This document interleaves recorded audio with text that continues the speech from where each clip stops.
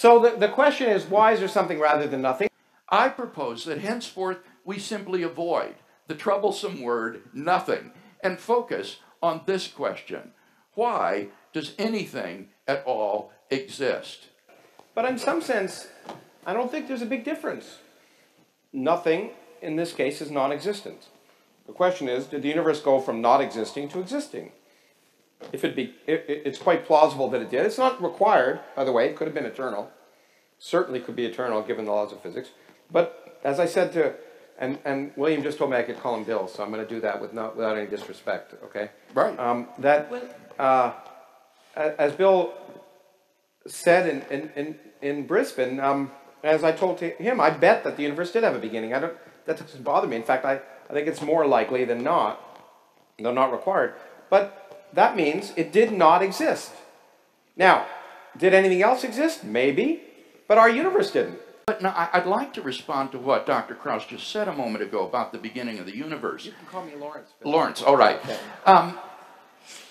Leibniz's argument doesn't presuppose that the universe had a beginning. It's very important to understand that Leibniz's argument applies equally if the universe is eternal, beginningless and endless. In fact, Leibniz actually uses the example of a series of geometry books which have been copied from one another from eternity, and he says that still wouldn't explain why geometry books exist at all and why they're being copied. So we can still ask, why is there an eternal universe rather than nothing? But there could be other universes in which even the concept of classical space doesn't exist. Not classical space, but look, Leibniz's question can easily be reposed. Why does the multiverse exist rather than nothing? And then you're on to you could do that, but multiverse can be eternal. So it doesn't have again, Leibniz's argument doesn't. But it's a great question, but it's not the question we're asking, which is why does our universe exist? And that has a simple answer. No.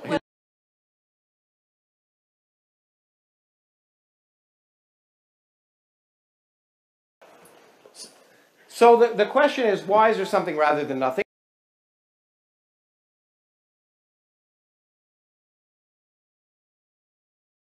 Leibniz's argument doesn't. But it's a great question, but it's not the question we're asking, which is why does our universe exist? And that has a simple answer. No. It's a great question, but it's not the question we're asking, which